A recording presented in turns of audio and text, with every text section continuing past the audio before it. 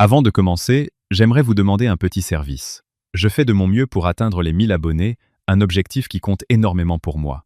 N'hésitez pas à vous abonner à la chaîne. Un simple clic. Mais c'est une motivation immense pour me permettre de continuer à créer de nouvelles vidéos. Merci beaucoup pour votre soutien. C'est ma demi-sœur, juste une infirmière. Ma sœur l'avait dit comme on présente une tâche sur une nappe, quelque chose à reconnaître, avant que tout le monde l'ignore poliment. 120 invités au Oakmont Country Club. La flûte de champagne en l'air. Mon père avait ri le premier. Pas un rire nerveux, un vrai, de ceux qui trahissent son accord. Je me tenais là dans ma robe à $40, au milieu de femmes en Valentino, et j'ai fait ce que j'ai fait toute ma vie.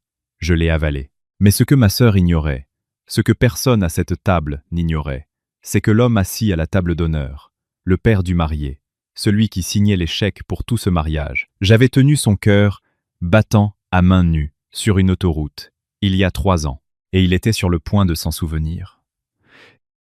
Avant de continuer, si cette histoire vous touche de près, prenez une seconde pour aimer et vous abonner, mais seulement si vous vous connectez sincèrement à ce que je partage. Laissez votre localisation et l'heure locale dans les commentaires. J'adorerais savoir d'où vous m'écoutez. Je m'appelle Ashley Davis, je suis Yermidocus.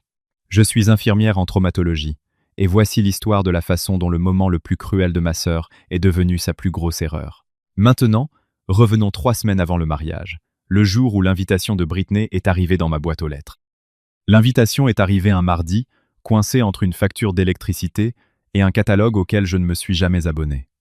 Papier de chez Crane, compagnie, couleur crème, typographie en relief avec un monogramme estampillé à l'or, V et J, Britney et Chad. J'ai passé mon pouce sur les lettres en relief. Mes mains sentaient encore la chlorhexidine du quart de nuit. Ils avaient mal orthographié mon nom, Shelly. Personne dans ma famille n'a jamais pris la peine d'apprendre la différence. Il n'y avait pas d'invité supplémentaire. J'ai posé l'invitation sur le comptoir de ma cuisine, à côté d'une pile de revues de soins infirmiers en traumatologie, et je l'ai fixée comme on fixe une assignation. Car c'était bien cela, pas une invitation, une assignation. Britney ne voulait pas de moi à son mariage. Elle voulait que je sois là pour qu'on puisse me compter. Grandir dans la maison de mon père était un exercice pour devenir un meuble. Michael s'est marié avec Suzanne quand j'avais 9 ans.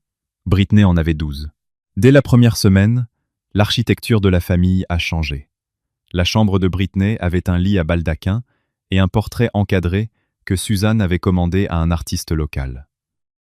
Ma chambre était le vieux bureau, réaménagé avec un lit de camp et une lampe qui clignotait quand le chauffage s'allumait. Les photos de classe de Britney grimpaient sur le mur de l'escalier dans des cadres assortis. Les miennes traînaient dans un tiroir. Suzanne présentait Britney à ses invités comme notre fille. J'étais l'enfant de Michael, celle d'avant. Et mon père, il laissait faire, à chaque fois. Je l'appelais tous les dimanches, comme une horloge.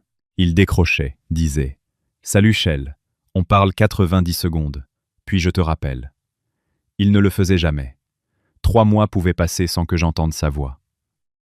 Et quand j'osais enfin rappeler, il répondait comme si rien ne s'était passé, comme si je n'étais pas quelqu'un qui méritait qu'on se souvienne de moi. Alors, quand l'invitation de Britney est arrivée, mon nom mal orthographié, sans invité, j'ai failli la jeter.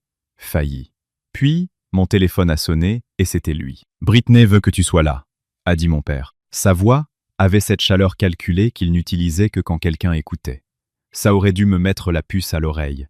Quand mon père appelle, ce n'est jamais pour moi. C'est toujours pour ce dont Britney a besoin. J'ai fait des recherches sur les Harrington ce soir-là, assise en tailleur sur le sol de mon appartement, mon ordinateur portable posé sur une pile de manuels de physiopathologie. Charles Sterling, 63 ans, a commencé comme ouvrier du bâtiment dans sa vingtaine, a bâti une société de promotion immobilière à partir d'un simple duplex rénové, jusqu'à en faire une entreprise qui avait remodelé la moitié du corridor commercial du comté de Fairfield.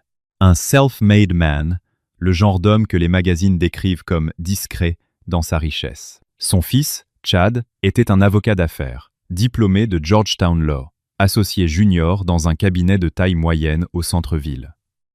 Beau gosse d'une manière étudiée. Britney sortait avec Chad depuis 2 ans, et pendant ce temps, elle avait construit toute une mythologie autour de notre famille. J'ai reconstitué le puzzle à partir de son Instagram, le compte qu'elle ne m'avait jamais laissé suivre, mais qu'elle n'avait jamais pris la peine de rendre privé. Des photos soigneusement sélectionnées de brunchs familiaux le dimanche, dans des restaurants où je n'avais jamais été invité. Michael en blazer qu'elle avait choisi. Suzanne, avec des mèches fraîches. Des bougies sur la table. Les légendes ressemblaient à des textes publicitaires. Rien n'est plus important que la famille. Les commentaires étaient un cœur. Votre famille est un modèle. Tellement béni. Une photo avait 47 likes. Je n'étais sur aucune photo. Michael gérait un Ace Hardware à Milford. Britney avait dit au Harrington qu'il travaillait dans l'industrie du matériel. Suzanne faisait auparavant des réceptions pour des petits événements de quartier, des gâteaux et des plats chauds, et Britney l'avait relooké en quelqu'un qui dirigeait sa propre entreprise de traiteur. Tout ce qui concernait notre famille était une rénovation. De la nouvelle peinture sur des montants pourris. J'ai découvert plus tard, de la bouche même de Chad, que Britney avait donné une instruction précise au Harrington à mon sujet. Je l'ai entendu dire à Suzanne au téléphone la semaine précédant le brunch. Nous avons besoin qu'elle soit là pour la photo de famille. Après ça, qu'elle soit invisible. Le mot a frappé comme un poing fermé. Invisible. C'était toujours ça, la consigne. Voilà ce qu'il faut savoir quand on est invisible à la maison. On apprend à devenir essentiel ailleurs. Mon quart à 100. Lux régional commençait à 7-0, pas nul, et ne se terminait que lorsque le tableau était dégagé, ce qui signifiait généralement 10 à 9 heures plus tard. Cette semaine particulière, la semaine précédant le brunch prénuptial de Britney, j'ai fait 4 journées consécutives de 12 heures. 3 réanimations, un cas de traumatisme pédiatrique, auquel je pense encore quand le service est calme, un homme de 60 ans dont le cœur s'est arrêté dans la salle d'attente. J'avais mes mains sur sa poitrine avant même que le chariot d'urgence n'arrive, et il est sorti 5 jours plus tard, apportant des fleurs à sa femme. Personne à ce temps. Lux ne se souciait de savoir qui épousait ma demi-sœur. Il se souciait de savoir si mes voies 4 étaient propres et si mes évaluations étaient précises. Le docteur Sarah Jones, l'urgentiste qui dirigeait notre service d'urgence comme le capitaine d'un sous-marin, m'avait nominé pour le Nursing Excellence Award l'année précédente. J'avais gagné. La plaque trônait dans mon casier au travail. Je ne l'ai jamais ramenée à la maison. Je n'en ai jamais parlé. Je ne l'ai jamais dit à ma famille. La seule fois où j'ai essayé, la seule fois où j'ai mentionné à Britney que j'avais été nominé pour quelque chose, elle a penché la tête et a souri. C'est mignon. Il donne de vrais prix aux infirmières? Suzanne avait ri depuis la cuisine. Michael n'avait rien dit. Alors j'ai arrêté de partager. J'ai laissé mon travail exister là où il comptait. Dans les dossiers des patients, dans les résumés de sortie, dans le hochement de tête discret d'un chirurgien qui savait que j'avais repéré quelque chose qu'il avait manqué. Le plus grand cas de ma carrière s'était produit 3 ans plus tôt. Un poids lourd de 10 à 8 roues s'était mis en portefeuille sur l'I-95 sous une averse. Plusieurs véhicules impliqués. Je rentrais chez moi après un double quart quand je suis tombé sur l'épave. Ce qui s'est passé pendant ces 47 minutes sur cette autoroute a tout changé. Mais j'y viendrai. Aux urgences, personne ne demande ce que ta famille pense de toi. Ils ont juste besoin que tes mains soient fermes. Le brunch prénuptial s'est déroulé au domaine Sterling, une demeure en pierre sur 4 acres avec une allée circulaire, et des haies taillées avec une telle précision qu'elle semblait architecturale. J'ai garé ma Honda Civic entre un Porsche Cayenne et une Mercedes classe S, et je suis resté dans la voiture pendant 2 bonnes minutes, les mains sur le volant, me disant que ce n'était qu'un après-midi. À l'intérieur, tout sentait les pivoines fraîchement coupées et l'argent ancien. Des traiteurs se déplaçaient dans les pièces avec des plateaux d'argent. Britney s'était positionnée au centre du salon, magnétique, riant à quelque chose que disait Eleanor Sterling, sa main posée sur le bras de Chad comme si elle était née là. J'avais besoin d'aller aux toilettes. Un traiteur m'a indiqué un couloir qui menait à ce qui s'est avéré être le bureau de Charles Sterling. La porte était ouverte. Je n'avais pas l'intention de m'arrêter, mais les murs m'ont captivé. Des bibliothèques du sol au plafond, un bureau en bois de cerisier avec une carafe de quelque chose d'ambré, du Macallan, j'apprendrai plus tard, le 18 ans. Des récompenses professionnelles tapissaient les étagères, et au centre, avec plus de prominence que n'importe quel contrat, pierre tombale ou plaque professionnelle, se trouvait une photographie. Un homme dans un lit d'hôpital, tube d'oxygène, des ecchymoses sur la mâchoire. À côté du cadre, une petite carte manuscrite disait « À l'ange de l'I-95 ». À côté, un article de journal découpé du Fairfield County Register. Le titre « Homme d'affaires local survit à un terrible accident de la route grâce à une infirmière hors service ». J'ai regardé la photo. Le visage de l'homme était gonflé, à moitié couvert de gaz. Je ne le reconnaissais pas. Je traite des centaines de patients par an, et 3 ans, c'est long. Les visages se brouillent, les détails s'estompent. J'ai jeté un coup d'œil à l'article, mais je n'ai pas lu au-delà du titre. Puis, Charles Sterling est entré derrière moi. « C'est mon second anniversaire », a-t-il dit en désignant la photo. « Le jour où quelqu'un m'a rendu ma vie. » J'ai souri poliment. « C'est incroyable. » Il m'a regardé, a soutenu son regard un peu plus longtemps que nécessaire. Puis Eleanor l'a appelé du fond du couloir, et le moment a été brisé. Britney est apparue à mon coude. « Arrêtez de déranger, monsieur. Sterling, a-t-elle sifflé. « Venez. » Elle m'a entraîné avant que je puisse dire un mot de plus. Les présentations du brunch ont eu lieu dans le jardin, sous une pergola chargée de glycine. Britney se déplaçait parmi les invités comme une attachée de presse, posée, efficace, chaque phrase polie à la perfection. Ma mère, Suzanne, elle dirigeait sa propre entreprise de traiteur avant de prendre sa retraite. Suzanne a rayonné. Charles a hoché la tête, impressionné. Mon beau-père, Michael, il travaille dans l'industrie du matériel depuis plus de 20 ans. Michael a redressé son blazer emprunté et a serré la main de Charles un peu trop fort. Puis Britney s'est déplacée vers le groupe d'invités suivants sans s'arrêter. Elle m'a complètement ignoré. Je me tenais à 1 mètre, tenant un verre d'eau pétillante, et elle a tourné son corps comme si j'étais un pilier. Eleanor Sterling l'a remarqué. Elle m'a tendu la main. Et qui est-ce? Le sourire de Britney s'est à peine resserré, le genre de tension qui précède une déchirure. Oh, c'est Ashley. Elle est dans le coin. Eleanor m'a regardé avec une curiosité sincère. Que faites-vous, Ashley? Avant que je puisse répondre, Britney s'est penchée. Elle travaille dans un hôpital, d'une manière ou d'une autre. J'ai rencontré le regard d'Eleanor. Je suis infirmière diplômée au service des urgences de St. Luke's régional. Les sourcils d'Eleanor se sont haussés. Oh, ça doit être incroyablement exigeant. La main de Britney s'est posée sur le bras d'Eleanor, la redirigeant comme une gouvernail. C'est le cas. Quoi qu'il en soit, Eleanor, je voulais vous montrer les maquettes florales pour les centres de table. Le fleuriste a fait quelque chose d'absolument magnifique avec les roses John Smith. Et en un instant, j'étais à nouveau derrière elle. En repassant dans la maison, Britney s'est mise à marcher à côté de Suzanne et à murmurer quelque chose que je n'ai saisi que par fragments. Mais une phrase est arrivée entière. Elle parle déjà trop. Gérez ça. Suzanne m'a jeté un regard par-dessus son épaule, a souri, le genre de sourire qui n'en est pas un. Suzanne m'a trouvé près de la roseraie, debout seule avec mon verre d'eau, regardant les traiteurs débarrasser les plateaux du brunch. Elle s'est approchée, comme elle le faisait toujours, doucement, comme une porte qui se ferme si doucement que vous ne remarquez pas que vous avez été enfermé. « Ma chérie », a-t-elle dit en touchant mon bras, « pouvons-nous parler une seconde ?» Elle m'a guidé vers un banc de pierre à l'extrémité du jardin, loin des autres invités. Les guirlandes lumineuses n'avaient pas encore été allumées. C'était le genre de coin où l'on met les choses qu'on veut hors de vue. Britney est sous tellement de pression, a dit Suzanne, sa voix dégoulinant d'une sympathie fabriquée. Ce mariage est tout pour elle. Vous comprenez ça, n'est-ce pas? Qu'est-ce que vous me demandez de faire, Suzanne? Elle a cligné des yeux, recalibrée. Soyez juste de soutien, soyez silencieuse. Ne faites pas que ça tourne autour de vous.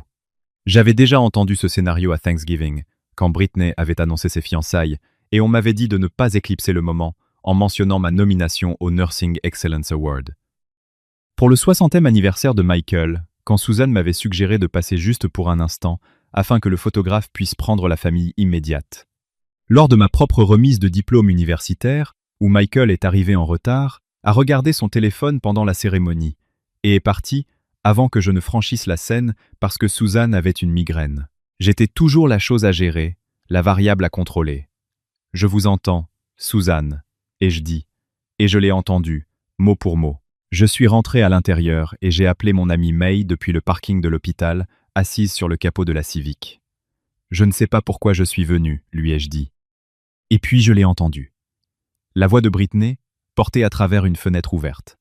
Elle était au téléphone avec quelqu'un, et ce qu'elle a dit ensuite a tout changé. Non, j'ai dit au Harrington qu'elle avait des problèmes, des trucs émotionnels.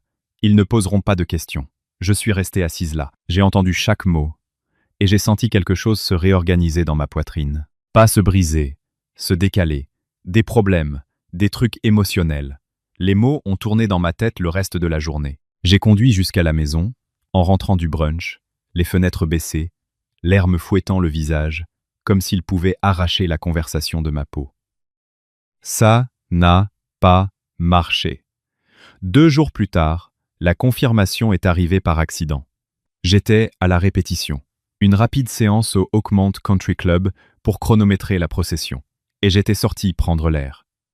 Chad discutait sur le patio avec son ami d'université, un garçon d'honneur nommé Brad.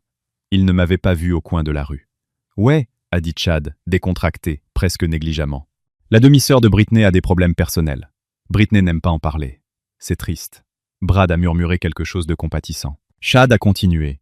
« La famille essaie de rester discrète, vous savez, de la soutenir à distance. La soutenir à distance. » C'était la phrase que Britney avait emballée pour la consommation publique. Elle ne m'avait pas seulement exclue, elle m'avait réécrite. Dans l'esprit de la famille Sterling, je n'étais pas quelqu'un mis à l'écart. J'étais quelqu'un doucement mise en quarantaine. La gentille et tragique demi-sœur avec des problèmes dont personne ne veut parler au dîner. Ce soir-là, j'ai appelé mon père, sans préambule.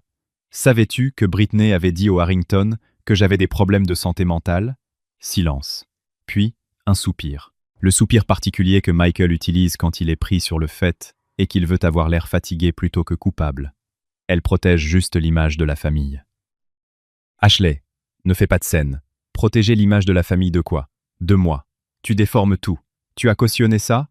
Il n'a pas répondu, ce qui était une réponse. J'ai regardé mon père, l'homme qui portait les chaussures Allen Edmonds que Britney lui avait achetées, le costume que Suzanne avait choisi, les talking points que sa belle-fille avait écrits. Et j'ai compris quelque chose que j'évitais depuis 20 ans. Elle ne m'avait pas seulement laissé m'effacer, elle m'avait aidé. Le dîner de répétition était le vendredi suivant. Le Oakmont Country Club. 120 invités. Des lustres en cristal qui projetaient de petits arcs-en-ciel sur le plafond. Un quatuor à cordes jouant des cartes de bal, calligraphiées à la main en orange Hermès. Le genre d'événement où même les plis de serviettes avaient un nom. Je suis arrivé 20 minutes en avance parce que je ne savais pas quoi faire d'autre de mon anxiété. Je portais une robe marine trouvée chez Target pour 39 $. Des lignes simples, épurées, aucun bijou sauf les boucles d'oreilles en perles de ma mère. 2 petites perles lumineuses qu'elle portait tous les jours jusqu'à ce que le cancer l'emporte quand j'avais 7 ans. C'était la seule chose d'elle qui me restait. Le plan de table était monté sur un chevalet près de l'entrée, encadré d'or. J'ai trouvé mon nom mal orthographié à nouveau à la table 14, la dernière table, la plus proche des portes de la cuisine. J'allais m'asseoir avec la babysitter, une collègue éloignée de Diane et une chaise vide. Britney avait été méticuleuse. Je suis entré seul. Des femmes en Valentino et Cartier se déplaçaient autour de moi comme l'eau autour d'une pierre. Suzanne m'a repéré de l'autre côté de la pièce et a fait un rapide scan, de la tête aux pieds, en 3 secondes chrono. Puis, elle s'est penchée vers Britney et a murmuré quelque chose. Britney a jeté un coup d'œil par-dessus son épaule, m'a regardé et s'est détournée. J'ai lu sur ses lèvres. 2 mots. Elle va bien. Signifiant. Elle est assez quelconque pour ne pas poser de problème. Je me suis assise à la table 14, j'ai déplié ma serviette, j'ai regardé le menu. Bar chilien, rôti et crème brûlée. Chaque plat coûtait probablement plus que ce que je gagnais en 3 services. Britney est montée sur scène 20 minutes plus tard, micro en main, incrusté de cristaux, loué pour l'occasion. La salle s'est calmée, et puis elle a commencé les introductions. Je savais ce qui allait arriver. Ce que je ne savais pas, c'était qui regardait. Britney a commencé avec Suzanne. Ma mère, la femme qui m'a appris tout sur la grâce et la résilience. La salle a applaudi. Suzanne a porté une main à sa poitrine, comme si elle venait d'être couronnée. Puis Michael. Mon beau-père Michael, l'homme qui m'a donné une vraie famille. Les yeux de Michael sont devenus vitreux.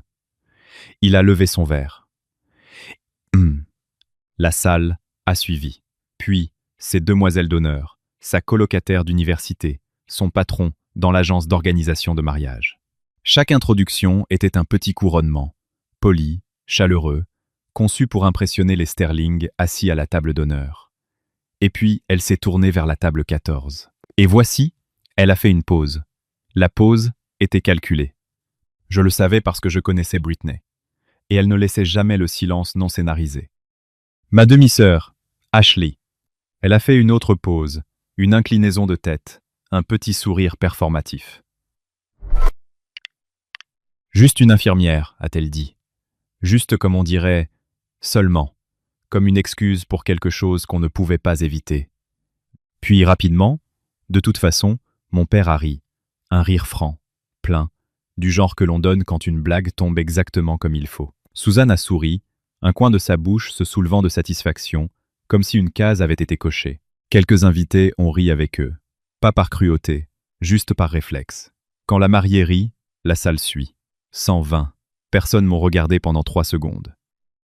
Puis, la conversation a repris, et je me suis dissoute dans le papier peint. Je suis restée assise, les mains repliées sous la table, les doigts pressés dans mes paumes si fort que je trouverai des marques en demi-lune plus tard. Je n'ai pas pleuré. Je ne me suis pas levée. Je ne suis pas partie. Mais j'ai remarqué quelque chose à la table d'honneur. Une personne ne riait pas. Charles Sterling. Il me fixait. Son verre de champagne était intact. Il s'est penché vers Eleanor et a dit quelque chose que je n'ai pas pu entendre. Puis il s'est tourné vers Chad, et j'ai vu ses lèvres bouger pour former environ 5 mots. Cette fille, je l'ai déjà vue. Le discours de Britney est venu 30 minutes plus tard. Elle tenait le micro en cristal comme un sceptre, rétro-éclairé par les lustres, sa silhouette découpée sur un mur de rose blanche. « Je veux vous raconter une histoire sur la famille », a-t-elle dit, souriant à la salle. En grandissant, ma petite demi-sœur a toujours voulu aider les gens. Elle bandait le chien. Elle préparait des compresses froides pour les genoux écorchés. Rire poli. Je suppose qu'elle a finalement trouvé sa place. La salle a gloussé. Michael a levé son verre.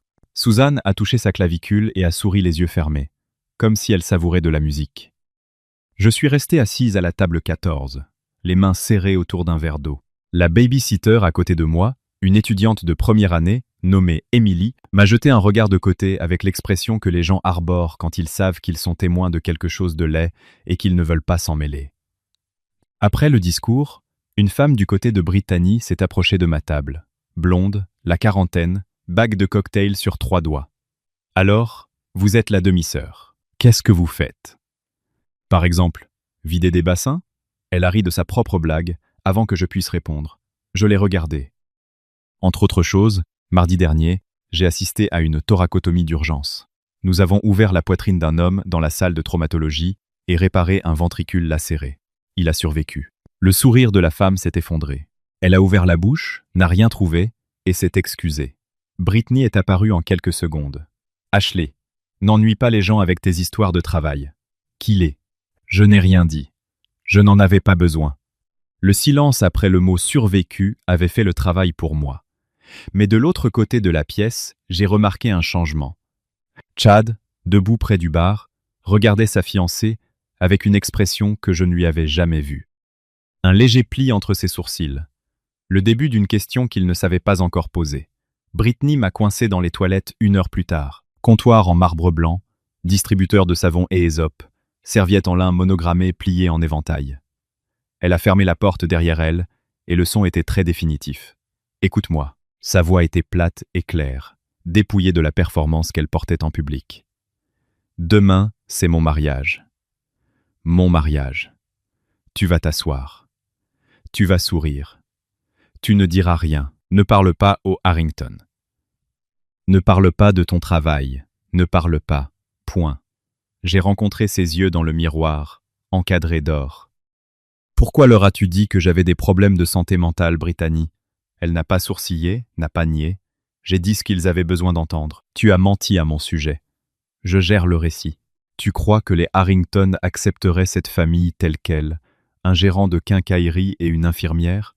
Elle a dit infirmière, comme on pourrait dire éruption cutanée. Je construis quelque chose ici. Ce mariage est le jour le plus important de ma vie. Ne le gâche pas. Tu me demandes de prétendre que je n'existe pas. Je te demande de connaître ta place. Connaître ta place. 3 mots. Les mêmes 3 mots que ma famille me disait de différentes manières depuis 20 ans, à travers les chaises vides, les noms mal orthographiés, les costumes empruntés et les photos coupées. Britney était juste la première à les dire à voix haute. La porte s'est ouverte.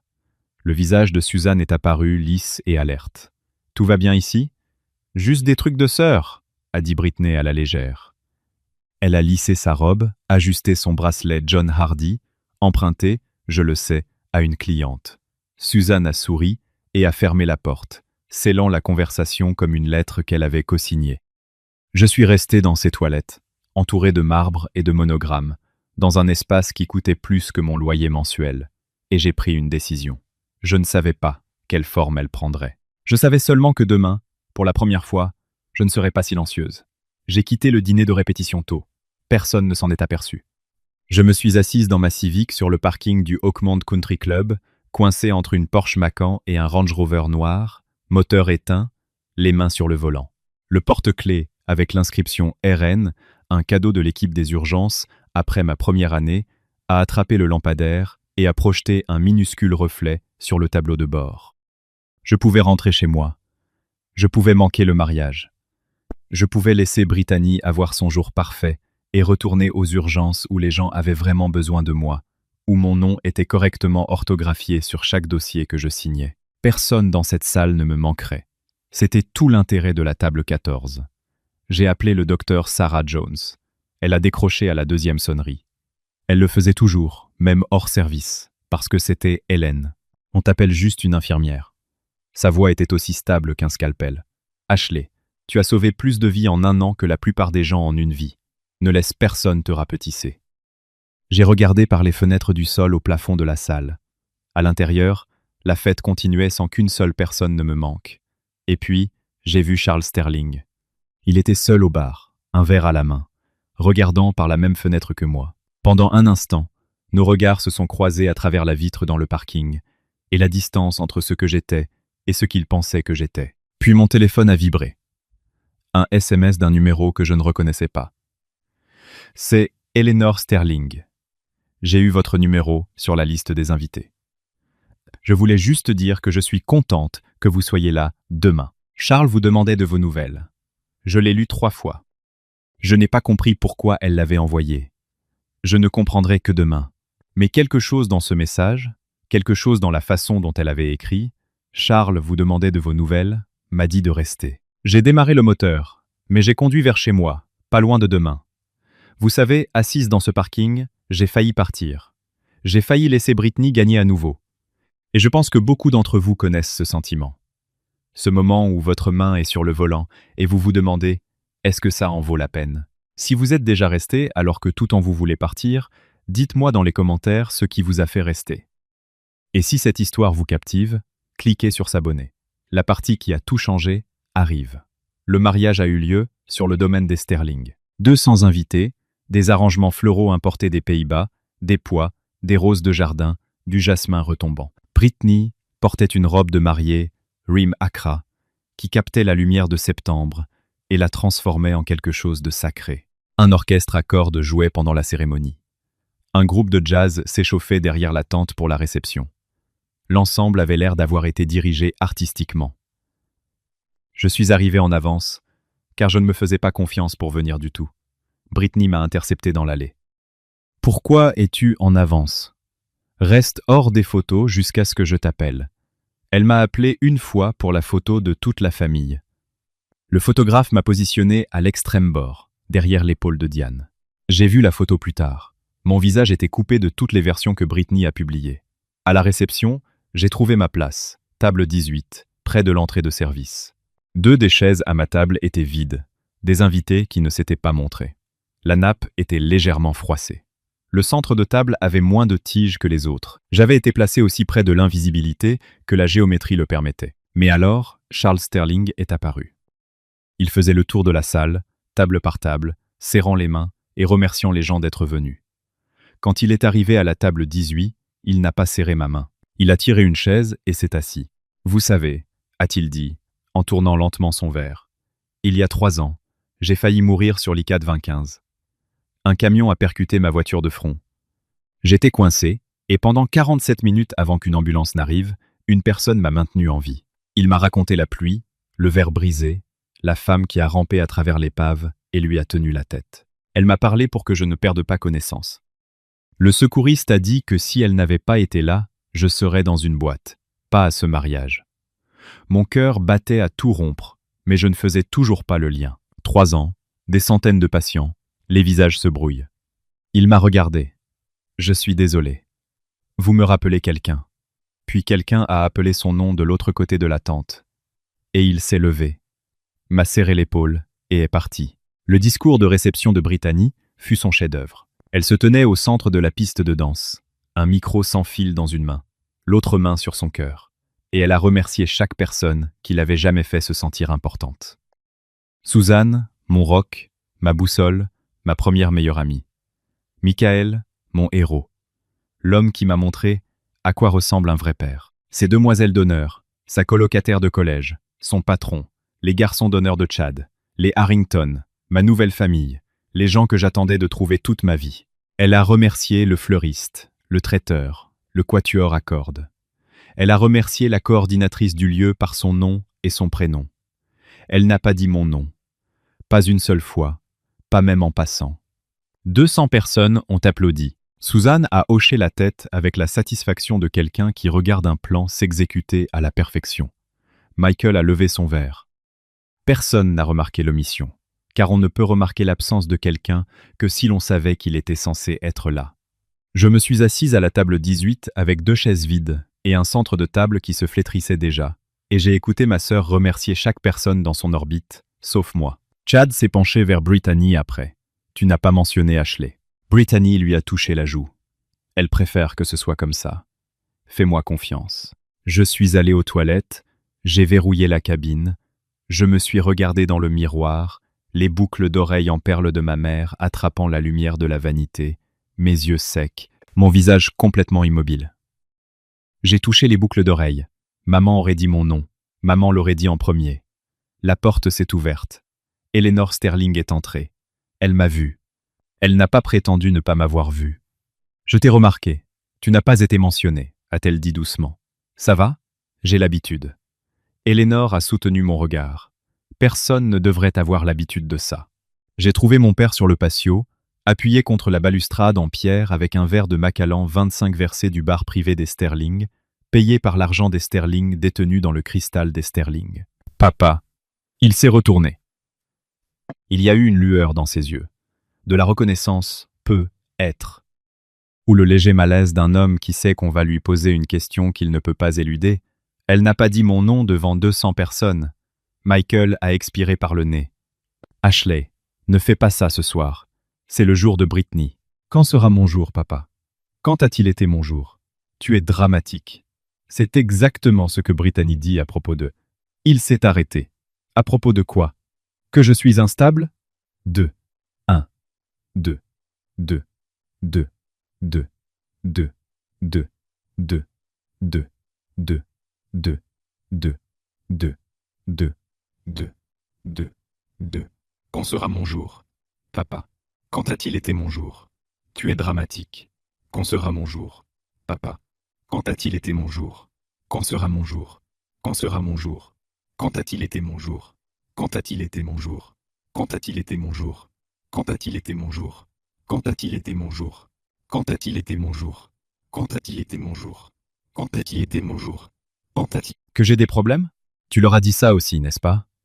Il a détourné le regard vers le jardin, vers les guirlandes lumineuses enroulées autour du buis, vers n'importe quoi d'autre que moi. Ce fut sa réponse. Ce fut toujours sa réponse. Le détournement du regard, le silence, le repli dans une distance privée où il n'avait pas à rendre compte de la fille qu'il avait cessé d'élever il y a 20 ans. « J'ai terminé », ai-je dit. Il a tressailli. « Pas terminé avec ce mariage. Terminé d'attendre que tu me vois. » Je me suis retourné et j'ai marché vers la salle de bal. Il ne m'a pas appelé. Il n'a pas suivi. Il est resté sur le patio dans son costume emprunté, buvant du scotch emprunté, et m'a laissé partir comme il m'avait laissé partir chaque jour depuis qu'il avait épousé Suzanne. La pire douleur n'était pas d'être effacé par ma sœur. C'était de regarder mon père choisir de l'aider à le faire. J'ai poussé les portes de la salle de bal et je me suis arrêté. Charles Sterling était seul au bar, regardant son téléphone. Sur l'écran, je pouvais le voir d'où j'étais. Un article de journal, vieux, jauni, et il le regardait avec une concentration qui précède la reconnaissance. Il a levé les yeux, m'a regardé, a posé son téléphone et a commencé à marcher vers moi. Il s'est arrêté à 60 cm devant moi. Son téléphone était toujours dans sa main, l'écran toujours allumé. Je pouvais voir le titre de l'article en biais. Un homme d'affaires local survit à un terrible accident de la route. Le même article qui était encadré dans son bureau. Excusez-moi. Sa voix était prudente, contrôlée. La façon dont quelqu'un parle quand il tient quelque chose de fragile. Puis-je vous demander quelque chose?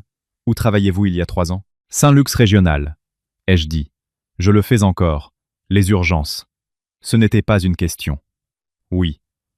Étiez-vous sur l'I-95 cette nuit-là, le 14 novembre? Et voilà, la date, l'autoroute, la nuit qui avait vécu dans mon corps pendant 3 ans, dans mes mains, dans mes épaules, dans la façon dont je sursaute toujours quand j'entends des pneus crisser sur du bitume mouillé. Oui, ai-je dit. Ma voix s'est cassée pour la première fois de la soirée. Charles est resté très immobile. Ses yeux se sont remplis lentement, comme l'eau monte dans une vasque. Pas soudain, pas dramatique, juste stable et certain. C'est vous, a-t-il dit. Monsieur Harrington, je vous ai tenu la tête pendant 47 minutes sous la pluie. Vous m'avez parlé pour que je ne perde pas connaissance. Vous m'avez parlé des boucles d'oreilles en perles de votre mère, qu'elle les portait tous les jours pour que j'aie quelque chose sur quoi me concentrer, alors que je ne sentais plus mes jambes. Ma main est allée à mon oreille, le clou de perle de maman, celui que je portais cette nuit-là sur l'autoroute. Celui que j'avais décrit à un étranger blessé et coincé pour le maintenir, ancré à quelque chose de doux pendant que les sirènes étaient encore à des kilomètres. Le regard de Charles a descendu vers la boucle d'oreille. Sa mâchoire s'est serrée et sa voix s'est brisée. C'est vous. Puis la voix de Britney a crépité dans les haut-parleurs. Attention, tout le monde. Place à la danse père-fille. Charles a dû partir, mais il a pris ma main, ses 2 mains autour des 2 miennes, et a dit « Ne pars pas, s'il te plaît. J'ai quelque chose à dire ce soir. Pendant 3 ans, il m'avait cherché, et j'avais été ici, dans la famille de son fils, assise à la table 18. La danse père-fille s'est déroulée sous un dais de guirlandes lumineuses. Britney et Michael se sont déplacés sur la piste sur What a Wonderful World, et la salle a soupiré à l'unisson. Britney a posé la tête sur l'épaule de Michael et a souri au photographe. C'était une belle image. C'était toujours une belle image avec Britney. Je me tenais près du bord de la tente et j'ai regardé Charles disparaître par une porte latérale. Il est parti pendant 12 minutes. J'ai compté. Ce que j'ai appris plus tard, ce que Charles m'a dit lui-même, c'est ceci. Il a marché jusqu'au bout du jardin, a sorti son téléphone et a appelé le St. Luke's Regional Medical Center. L'opératrice de nuit l'a mis en relation avec le service d'urgence. Le docteur Sarah Jones était de garde. Je cherche des dossiers d'une infirmière de traumatisme nommée Ashley Davis. Charles a dit qu'elle était impliquée dans un accident de plusieurs véhicules sur l'I-95 le 14 novembre, il y a 3 ans. Le patient était Charles Sterling. Il y a eu une pause. Puis la voix d'Hélène, aussi stable que d'habitude. Ashley était l'infirmière principale sur les lieux cette nuit-là. Elle vous a stabilisé pendant 47 minutes avant l'arrivée des services d'urgence. Elle a reçu une mention officielle de l'hôpital. Monsieur Sterling, honnêtement, elle vous a sauvé la vie. Pouvez-vous m'envoyer la lettre de félicitations par email? Je peux vous l'envoyer tout de suite. 3 minutes plus tard, le téléphone de Charles a vibré. L'email est arrivé du bureau du directeur des soins infirmiers du Saint-Luke's. Il y avait une lettre de félicitations officielle signée par le chef de chirurgie et le directeur de l'hôpital. Elle décrivait l'incident dans un langage clinique précis. Ashley Davis, RN, BSN, a fait preuve d'un sang-froid extraordinaire dans des conditions extrêmes, stabilisant un patient gravement blessé avec un traumatisme présumé de la colonne cervicale. Et supérieur à, et supérieur à, et supérieur à, et supérieur à, en utilisant une stabilisation manuelle en ligne pendant 47 minutes par mauvais temps. Charles l'a lu 2 fois, a fermé l'email, a appelé Eleanor. « J'ai besoin du micro après les toasts », a-t-il dit. « J'ai une annonce. » Eleanor a fait une pause. « Quel genre d'annonce ?» Le genre que cette famille a besoin d'entendre. Je suis retourné à la table 18. La piste de danse était pleine maintenant. Britney brillait, tournant avec Chad, puis avec Michael, puis avec un garçon d'honneur. La pièce tournait autour d'elle. Suzanne photographiait tout, curant la soirée en temps réel. Je me suis assise seule avec les chaises vides et le centre de table qui s'amenuisait, et mon reflet dans la lame d'un couteau à dîner. Les boucles d'oreilles en perles me regardaient, 2 petits points de lumière dans toute cette obscurité. Puis, Eleanor Sterling s'est assise à côté de moi. Elle ne s'est pas annoncée, n'a pas fait de scène. Elle a simplement tiré la chaise à côté de la mienne, à la pire table de la pièce, a posé son sac à main sur la nappe et s'est installée comme si elle avait choisi ce siège exprès. Son châle, l'Europiana, drapé sur le dossier de la chaise. Discret, coûteux, silencieux, comme l'est la vraie richesse. Nous sommes restés assises en silence pendant un moment. Puis elle a parlé. Charles m'a parlé de l'autoroute. Je l'ai regardé. Il se souvient de plus que je ne le pensais. Il se souvient de tout. Il parle de cette infirmière chaque Thanksgiving, chaque année. Elle a joint ses mains. Vous avez sauvé la personne la plus importante de ma vie et vous ne vous êtes jamais manifestée. Je ne l'ai pas fait pour la reconnaissance, Madame Sterling. Je l'ai fait parce que j'étais là et que je savais quoi faire. Je sais, a-t-elle dit. C'est exactement pourquoi vous le méritez. Une pause. Le groupe de jazz a changé pour quelque chose de plus lent. Qu'est-ce qu'il va faire? Ai-je demandé. Gaze.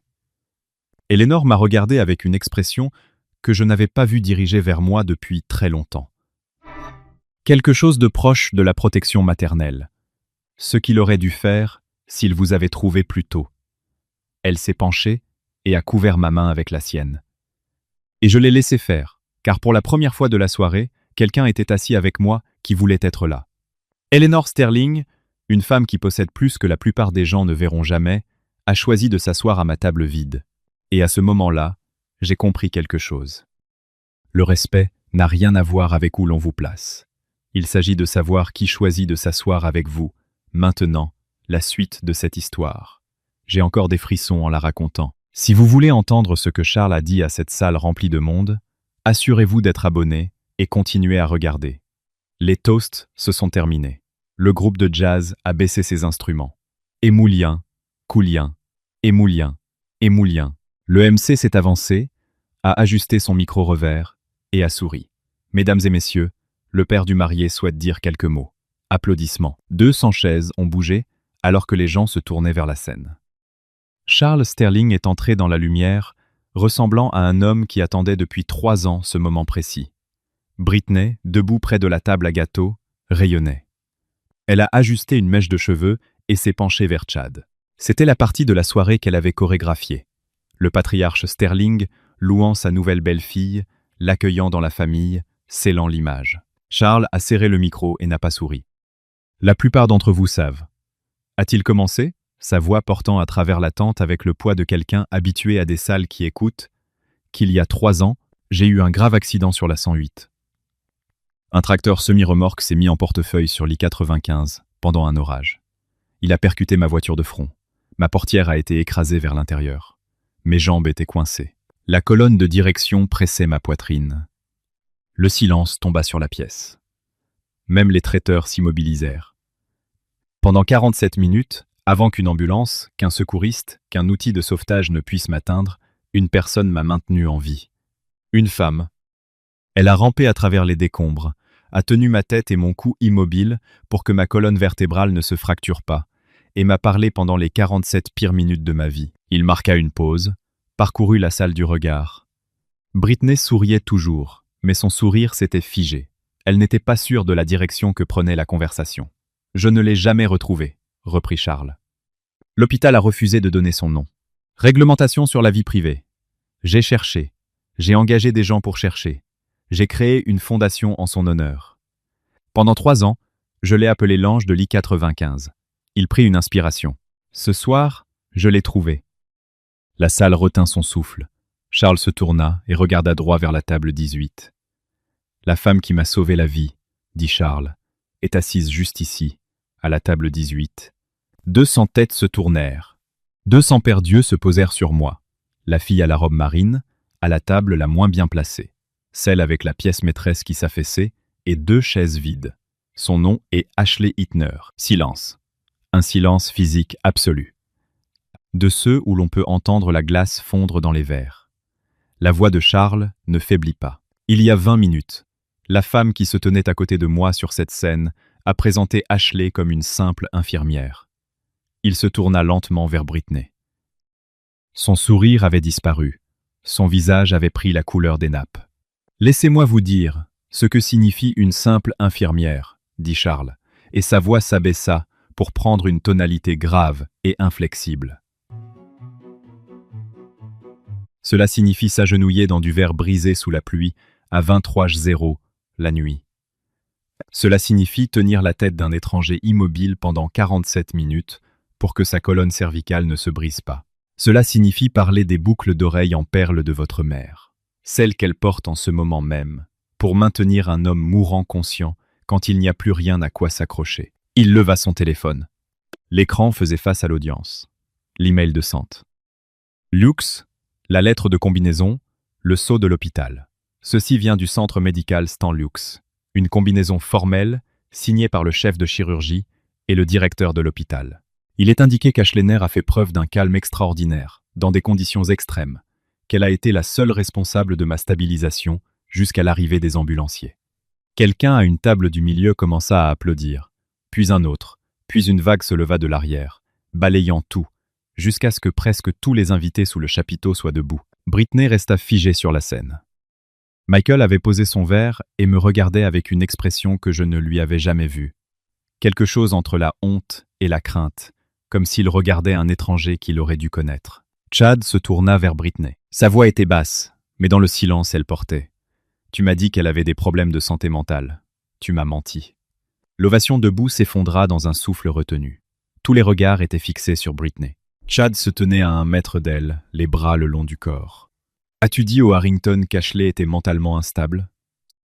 Les mains de Britney frôlèrent son collier, un geste nerveux que je reconnaissais depuis l'enfance, celui qu'elle déployait quand un mensonge était sur le point d'être révélé. Chad, ce n'est pas le moment, réponds-moi. Le chapiteau était une salle d'audience. 200 témoins, aucune objection. Britney essaya de sourire. C'était raté, trop large, trop éclatant. Le réflexe social d'une femme qui avait passé toute sa vie à jouer un rôle. J'essayais juste de simplifier les choses. Eleanor Sterling se leva de la table 18. Sa voix était calme, cultivée et absolument dévastatrice. Simplifiée. Tu as menti à notre famille à propos de la femme qui a sauvé la vie de mon mari. Tu as inventé une condition de santé mentale pour pouvoir la cacher au fond de la pièce. Michael fit un demi-pas en avant. Ne dramatisons pas les choses.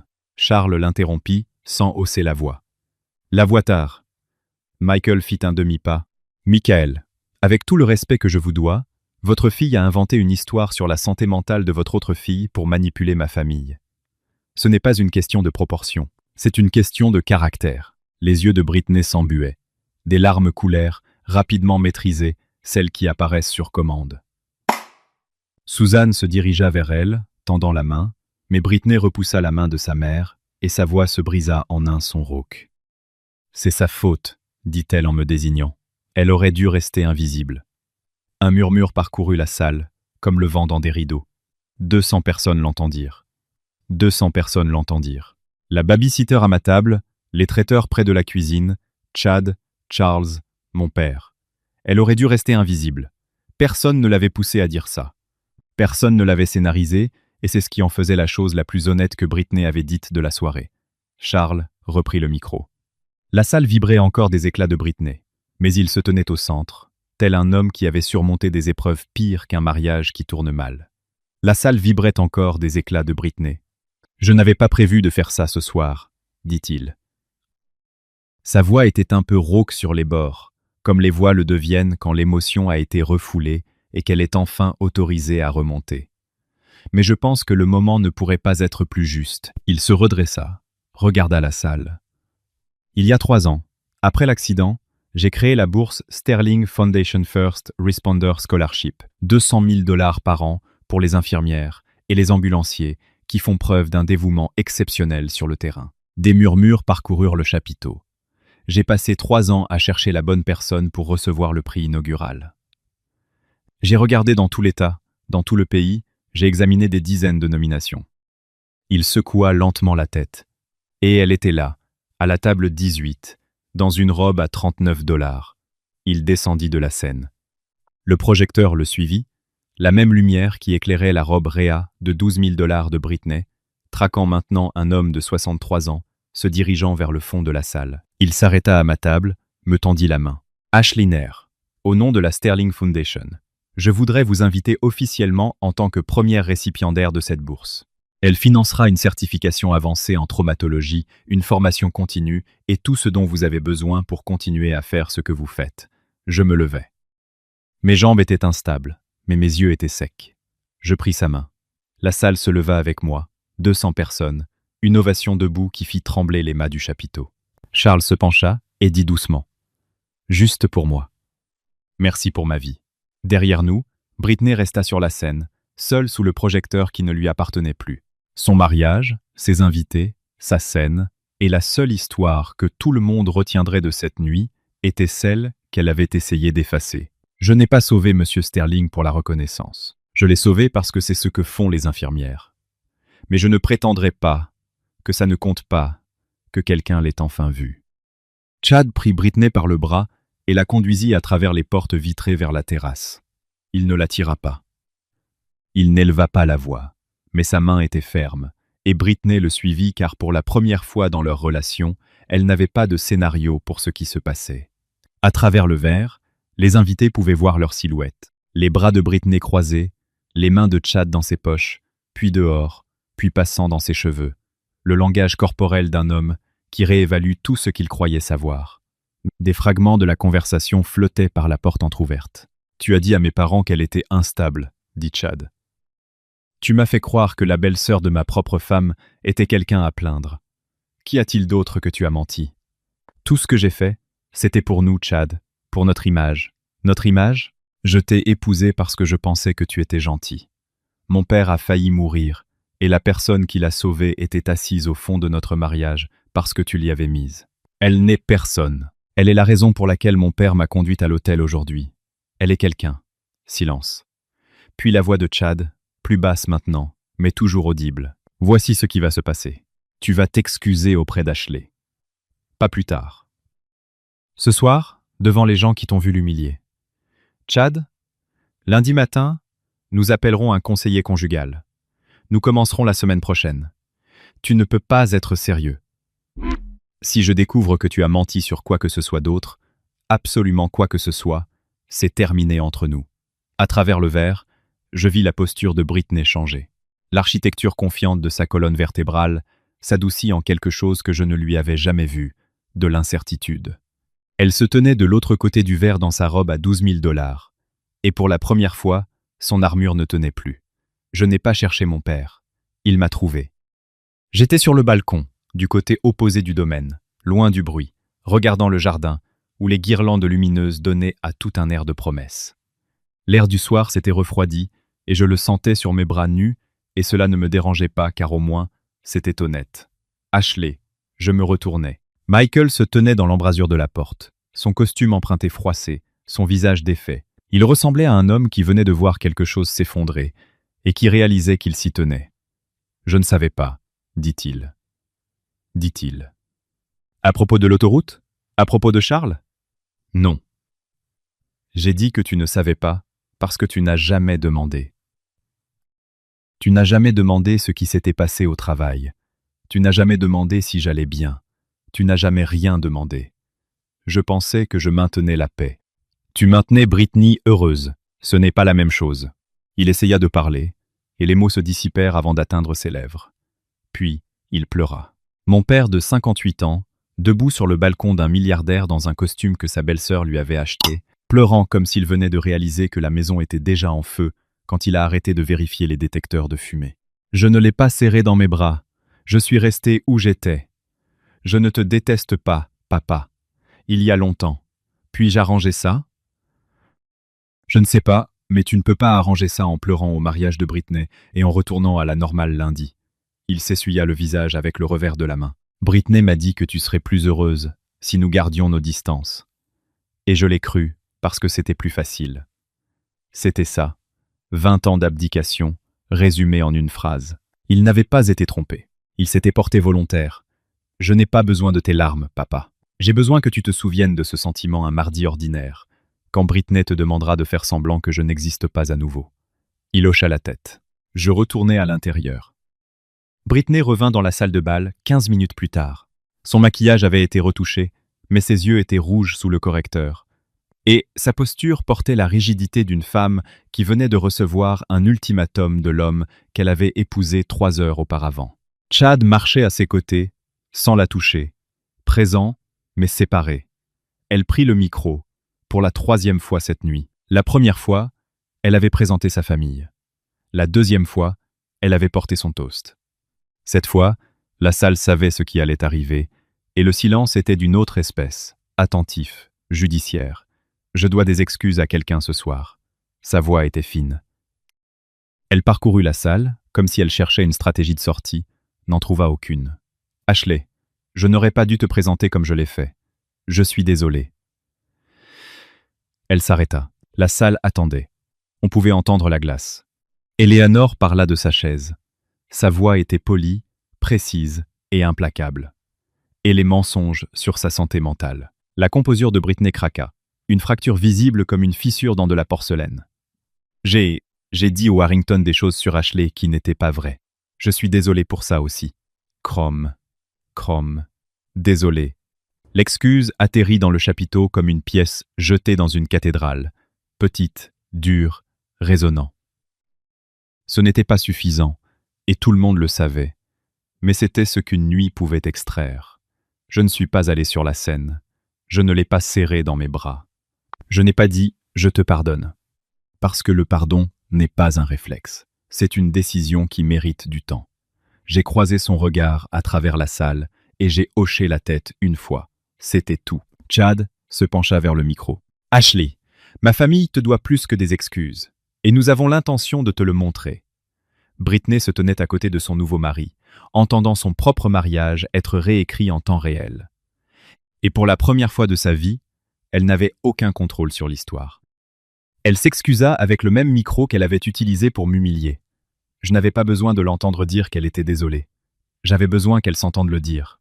La réception continua, car les mariages ont un élan, même quand le sol se dérobe sous leurs pieds. Le groupe de jazz jouait, les invités dansaient, le gâteau fut coupé, mais l'énergie dans la salle avait changé. Pas aigre, non, mais honnête. Les gens parlaient plus bas, les rires se faisaient plus rares. Charles m'a trouvée dans le jardin, assise sur un banc de pierre près du magnolia, là où la cérémonie avait eu lieu des heures plus tôt. Les chaises avaient déjà été débarrassées. Le tapis du passage avait disparu. Il ne restait plus que de l'herbe et des lanternes. Il s'est assis à côté de moi et a fouillé dans sa veste. « Je veux te montrer quelque chose. » De son portefeuille, un cuir brun usé, craquelé au pli, il a sorti un petit bout de papier froissé.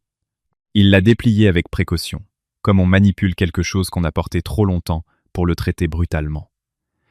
C'était une impression de dossiers médicaux, et en haut, dans une police clinique, infirmière en chef, Sittner. « J'ai porté ton nom dans mon portefeuille tous les jours pendant 3 ans, a-t-il dit. Je ne connaissais pas ton visage. Je ne connaissais pas ta voix, mais je connaissais ton nom, et je savais que j'étais en vie grâce à lui. J'ai regardé le papier, ramolli au pli, l'encre pâlissante. Il ne l'avait pas seulement gardé, il avait vécu avec. Quand cette femme a dit « juste une infirmière ce soir », a-t-il poursuivi, j'ai eu envie de me lever sur le champ. J'ai eu envie de mettre le souk dans toute la pièce, mais il fallait d'abord que je sois sûr. « Pourquoi est-ce important pour vous ?» ai-je demandé. Après 3 ans, il m'a regardé avec la clarté absolue d'un homme qui avait reçu une seconde vie et qui avait passé chaque jour à essayer de la mériter. Parce que personne n'a le droit de réduire la personne qui m'a sauvé la vie à une blague. Il m'a tendu une carte de visite. Fondation Sterling. Un numéro de téléphone. Un nom, c'est réel. La bourse est réelle. Appelez ce numéro lundi. Et Ashley, si jamais vous avez besoin de quoi que ce soit. De quoi que ce soit. J'ai pris la carte et j'ai serré le bout de papier usé avec mon nom dessus. Et j'ai laissé 3 ans de silence prendre tout leur sens. Une semaine plus tard, la poussière s'est dissipée en quelque chose de mesurable. La Fondation Sterling a appelé, le lundi matin, 9 précises. Une femme nommée Megan, du bureau des subventions, m'a guidé à travers les détails. 200 000 $ destinés à la certification avancée en soins infirmiers de traumatologie via Johns Hopkins, plus des crédits de formation continue, plus une allocation pour les déplacements aux conférences. La paperasse prendrait 2 semaines. L'annonce serait publiée sur le site web de la Fondation. Mon nom, orthographiée correctement, serait listée comme la première lauréate. J'ai signé les formulaires à ma table de cuisine en uniforme, avant un quart de travail de 12 heures. Britney et Chad ont entamé une thérapie de couple cette semaine-là. J'ai appris par Michael, qui avait soudainement développé la capacité de passer des appels téléphoniques, que les Harrington avaient posé des conditions à la maison qu'ils avaient prévu d'aider le couple à acheter. Pas de soutien financier avant 6 mois de thérapie achevée. Le cercle social de Britney s'est contracté comme un point. Les amis des Harrington, les gens qui comptaient vraiment dans le monde où Britney essayait d'entrer, ont cessé de lui répondre.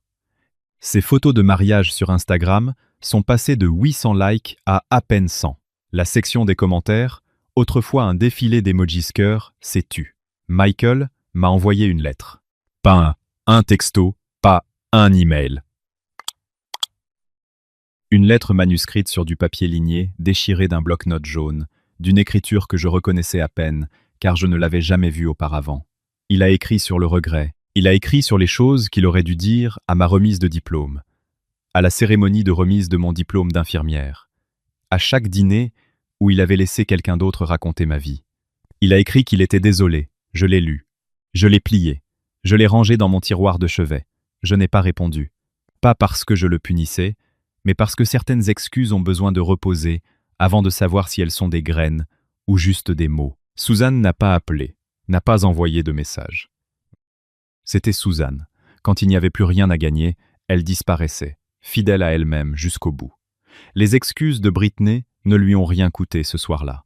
Le véritable coup est venu après, quand les gens pour qui elle jouait ont arrêté de regarder. Je suis retourné au travail le lundi suivant le mariage, et les urgences ne se souciaient de rien de ce qui s'était passé dans une tente remplie de champagne et de guirlandes lumineuses. Un ouvrier est arrivé avec une barre d'armature traversant son avant-bras. Un adolescent a fait une overdose à la baie d'ambulance. Une grand-mère a fait un arrêt cardiaque dans la chambre 4 et nous l'avons ramené. Le docteur Sarah Jones m'a intercepté dans le couloir entre deux urgences. Elle s'est appuyée contre le mur, bras croisés, ses lunettes de lecture relevées dans ses cheveux. Charles Sterling a rappelé l'hôpital ce matin. Elle a dit qu'il voulait remercier le personnel infirmier personnellement. Il vous a spécifiquement mentionné. Elle a marqué une pause. Il a dit que vous étiez une héroïne. Je suis infirmière, ai-je répondu. C'est plus que suffisant. Hélène a souri, le sourire rare et sans artifice qu'elle réservait au moment qui comptait. Oui, ça l'est. Je n'ai pas raconté toute l'histoire à mes collègues. Je n'en ai pas parlé sur les réseaux, de la même manière que je n'avais jamais parlé de la récompense d'excellence en soins infirmiers, ni du sauvetage en thoracotomie, ni d'aucun des centaines de moments qui ont fait de moi ce que je suis. Mon travail vit là où il compte, dans les dossiers, dans les résultats, chez les patients qui franchissent les portes par lesquelles ils ont été transportés. Mais quelque chose avait changé. Pas dans le monde, en moi. J'ai touché les boucles d'oreilles en perles de ma mère dans le miroir du vestiaire avant mon quart. Elles avaient toujours été un rappel de ce que j'avais perdu. Maintenant, elles étaient autre chose. Un fil qui connectait toutes les versions de moi. L'enfant de 7 ans qui a perdu sa mère. L'adolescente qui a disparu dans la nouvelle famille de son père. L'enfant de 26 ans qui s'est agenouillé sur du verre brisé sous la pluie et a tenu la vie d'un étranger entre ses mains. La jeune femme de 29 ans qui s'est assise à la table 18 et a refusé de partir. Je n'avais rien planifié de tout cela. Je n'ai pas manigancé ni stratégisé. J'ai juste vécu ma vie, fait mon travail, et finalement, la vérité m'a rattrapé. La revanche n'était pas ce que Charles avait dit sur cette scène. La revanche, c'était 20 ans à devenir quelqu'un que Britney ne pourrait jamais rabaisser. Peu importe ses efforts. La vraie force n'est pas bruyante. C'est les 47 minutes sous la pluie, quand personne ne regarde. Si vous êtes assis à la table 18 de votre propre famille, si quelqu'un vous a dit que votre travail, votre vie, votre contribution ne valent rien, je veux que vous entendiez ceci. Vous n'êtes pas l'opinion de votre famille à votre sujet. Vous n'êtes pas la pire table à la fête. Vous êtes ce que vous faites quand personne n'applaudit. La semaine dernière, j'ai reçu une carte par la poste, sur du papier crème, épais et lourd comme le vrai papier, de Charles Sterling. C'était une invitation pour Thanksgiving. Notre table peut accueillir 12 personnes, avait-il écrit. Il y a une chaise à votre nom, orthographiée correctement. C'était la première fois depuis des années que quelqu'un m'invitait à une table, où je n'étais pas une pensée après coup. J'ai épinglé la carte à mon réfrigérateur, avec un aimant, en forme de stéthoscope. Elle est à côté de mon planning de travail et d'une photo de ma mère, celle où elle rit, la tête en arrière, les boucles d'oreilles en perles captant la lumière. Je ne sais pas ce qui va se passer ensuite avec mon père. Je ne sais pas si Britney va changer ou simplement apprendre à cacher les parties d'elle-même qui ont été exposées. Je ne sais pas si Suzanne décrochera un jour le téléphone, mais je sais ceci. Je ne les attends plus. Ce matin, j'ai accroché mon badge à mon uniforme. Sytner, RN, BSN. J'ai mis les boucles d'oreilles de ma mère. J'ai conduit ma Civic jusqu'à l'hôpital. Je suis entré aux urgences. Et l'infirmière de garde m'a remis 3 dossiers avant même que j'aie versé mon café. Ma mère avait l'habitude de dire « Aide les gens, et les bonnes personnes te trouveront ». Il m'a fallu 29 ans, mais elle avait raison. Je m'appelle Ashley Davis. Je suis juste une infirmière, et c'est la chose la plus puissante que j'ai jamais été. C'est mon histoire, et je sais qu'elle est longue, mais si vous êtes arrivé jusqu'ici, cela signifie quelque chose, et cela vous a parlé. Alors, voici ce que je veux vous demander. Pensez-vous que Britney va vraiment changer, ou les gens comme elle apprennent-ils simplement à mieux le cacher? Laissez votre réponse dans les commentaires. Changer ou cacher? Je lis chacun d'entre eux. Si cette histoire vous a ému, donnez un like. Cela aide plus de gens à l'entendre. Et si vous voulez plus d'histoires comme celle-ci, consultez la description pour une playlist qui vous accompagnera. Merci de m'avoir écouté. Prenez soin de vous, et rappelez-vous, vous êtes plus que ce qu'ils appellent.